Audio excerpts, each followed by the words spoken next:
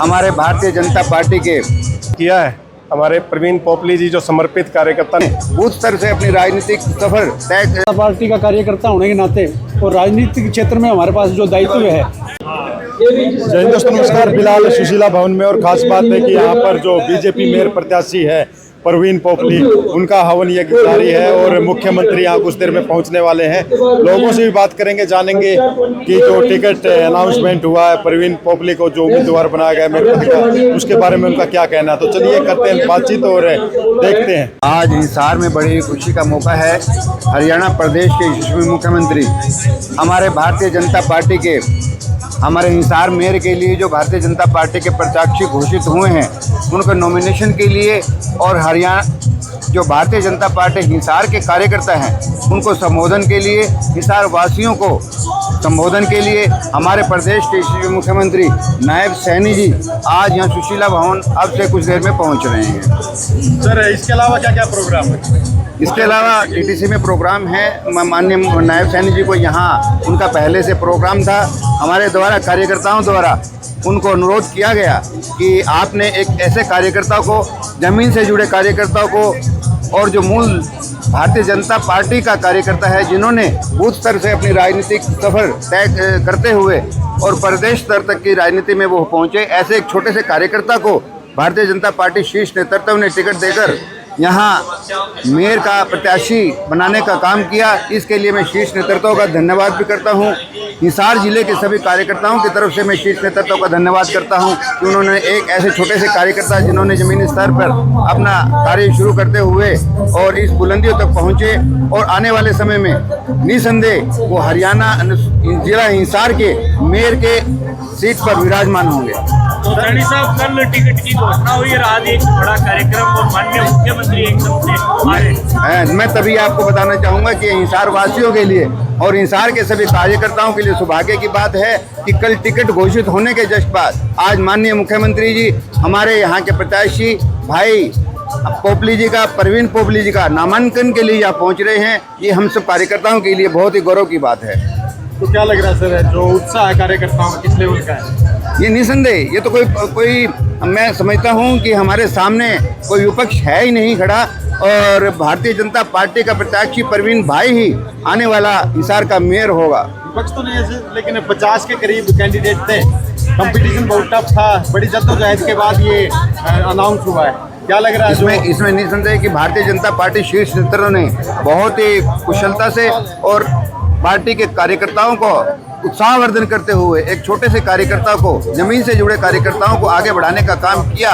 ये भारतीय जनता पार्टी की ही सोच है कि एक छोटे से कार्यकर्ता को बूथ स्तर से जो अपना राजनीतिक सफर करते हैं उनको राष्ट्रीय अध्यक्ष तक बनाने का काम भारतीय जनता पार्टी में ही संभव है। और इसी कड़ी में आज यहाँ मेयर का जो प्रत्याशी भाई प्रवीण पोपली जी को बनाया गया है। क्या मान के चले सर, महाराष्ट्र, हरियाणा, दिल्ली और अब निकाय इलेक्शन? हाँ, आपने जैसे ठीक कहा कि भारतीय जनता पार्टी ने पहले हरियाणा विधानसभा में फतेह की, उसके बाद महाराष्ट्र में, उसके बाद दिल्ली में और अब सभी सीटों पर 8 प्रत्याशियों की 8 मेयर का चुनाव हिसार प्रांत में होने जा रहा है। और मैं समझता हूं कि 8 की 8 मेयर हमारे भारतीय जनता पार्टी के हरियाणा प्रदेश में बनने वाले हैं। तो क्या लगता है सभी मेयर पद के लिए जो नॉमिनेशन है माननीय मुख्यमंत्री जाकर करवाएंगे? देखो, ये मुख्यमंत्री जी के उनके पक्ष का मामला है और वो बता पाएंगे कि वो कहाँ उनकी व्यवस्था रहेगी, तो उसके मुताबिक वो जा पाएंगे। हमारे लिए खुशी का मौका है कि हिसार में वो हमारा जो प्रत्याशी है उसका नॉमिनेशन के लिए आ रहे हैं। पोपली जी ज़्यादा पॉपुलर थे इसलिए आ रहे हैं? निसंदेह पोपली जी हमारे बहुत जमीन से जुड़े कार्यकर्ता है और विभिन्न संगठन में विभिन्न पदों पर रहकर उन्होंने दायित्व निभाया। तो और ऐसे कार्यकर्ता निसंदेह जो जमीन से जुड़े कार्यकर्ता हैं, आगे बढ़ने का जिन्होंने बूथ स्तर से आगे काम किया, वो संगठन के प्रिय होते ही हैं। वैसे तो संगठन में जो कार्यकर्ता है सभी प्रिय हैं मुख्यमंत्री जी के, लेकिन उनमें से एक प्रिय कार्यकर्ता को उन्होंने मेयर बनने के लिए यहाँ प्रत्याशी घोषित किया।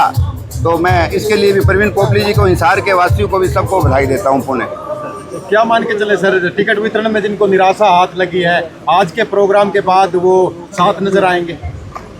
मान्यवर, जैसा कि आप जानते हैं भारतीय जनता पार्टी की रीति नीति रही है। भारतीय जनता पार्टी का जो शिक्षण है अपने कार्यकर्ताओं को ऐसा ही होता है कि भारतीय जनता पार्टी का कोई कार्यकर्ता जब तक वो टिकट मांगता है, उसकी लड़ाई अपने साथियों से होती है, अपने भाइयों से होती है, अपने साथ के कार्यकर्ताओं से होती है। लेकिन टिकट घोषित होने के बाद सभी हम मिलकर अपने प्रत्याशी को, अपने भाई को, अपने कार्यकर्ता को जिताने का काम करते हैं और बहुत हिसार जिले के सभी कार्यकर्ता बड़ी कर्मठता से हमारे हिसार के प्रत्याशी भाई परवीन पोपली का जिताने का काम करेंगे। विधानसभा चुनाव में बहुत सारे रुष्ट होकर के अलग चुनाव लड़ते हुए नजर आए थे।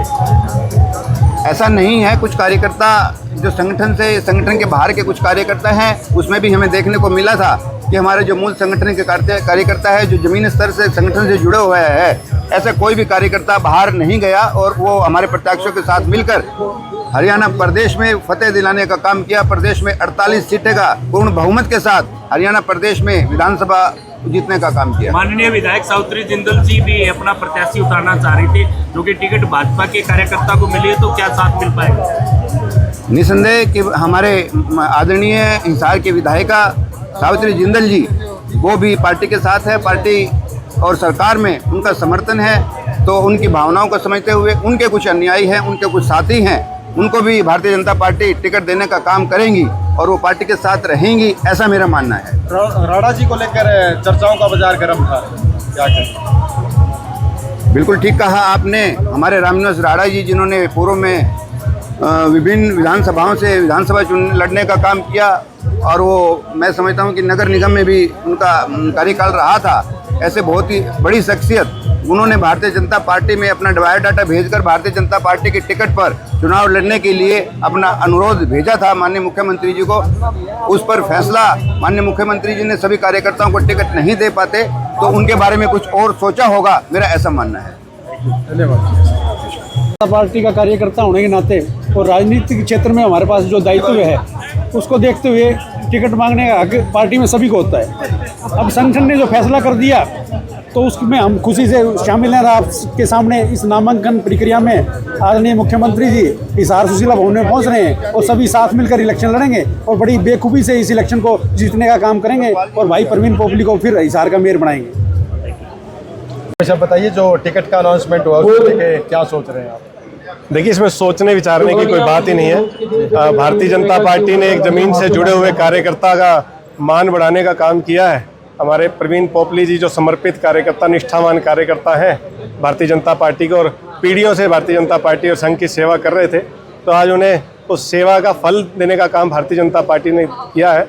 तो सभी कार्यकर्ताओं में एक उत्साह का माहौल है और सभी कार्यकर्ता एकजुट होकर और एक तरफा माहौल बनाकर भारी मतों से जिताकर परवीन पोपली जी को मेयर के सिंहासन पर बिठाने का काम करेंगे। क्या लग रहा है, जो इलेक्शन की राहें हैं परवीन पोपली जी के लिए कैसी आसान रहने वाली है, किस तरह की? देखिए, आप सबसे पहले देखिए ना कि सबसे पहले हरियाणा का चुनाव हुआ विधानसभा का, उसके बाद महाराष्ट्र का चुनाव का रिजल्ट आया और अभी बिल्कुल ताज़ा नई दिल्ली के परिणाम आपके सामने आए कि जिसमें एक बिल्कुल ही झूठे दोगले आदमी ने अगर जिस दिल्ली के मुख्यमंत्री की कुर्सी पर जहां कब्जा कर रखा था, जनता ने उसे धूल चटाने का काम किया और भारतीय जनता पार्टी को सिरमौर बनाने का काम किया।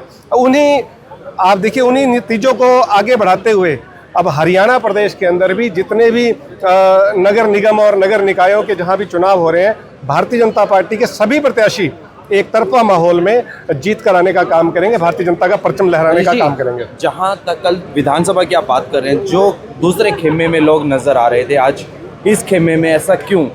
देखिए, ऐसा है, राजनीति में संभावनाएं अपार होती हैं, तो सभी का स्वागत होता है। इसमें किसी की ना काहू से दोस्ती, ना काहू से बैर। कहीं ना कहीं ये प्रयास लगाए जाते, कहीं ना कहीं जिंदल हाउस से टिकट की बातें चल रही थी, चाहे वो सुमंता राजलीवाला की हो या कांग्रेस के पूर्व प्रत्याशी रामनिवास राणा की। जैसे ही ये टिकट दी जाती है उसके बाद सभी इधर उधर चले जाते हैं। जिंदल हाउस से भी आज उनके ललित जी भी यहाँ पहुँच चुके हैं, भीम महाजन भी यहाँ पहुँच चुके हैं, तो क्या लग रहा है कि जिंदल हाउस का पूर्ण समर्थन मिलेगा? देखिए, सीधी सी बात है, देखिए जिंदल हाउस ने पहले भी हरियाणा सरकार को अपना समर्थन पहले भी दिया हुआ है, तो इसमें मुझे नहीं लगता था, ये तो एक प्रयास करना सबका एक अपना दायित्व बनता है कि अपना प्रयास सभी करते हैं। लेकिन जब पार्टी ने टिकट परवीन पोपली जी को दे दी है और जिंदल हाउस ने पहले ही भारतीय जनता पार्टी को अपना समर्थन विधानसभा में दिया हुआ है, तो मुझे किसी प्रकार से नहीं लगता था कि वो किसी प्रकार की बगावत अब फिर से करेंगे। उनका आशीर्वाद हमें मिल रहा है और मैं उनका स्वागत, अभिनंदन करता हूं कि वो लोग यहाँ आए हैं, उनका स्वागत है।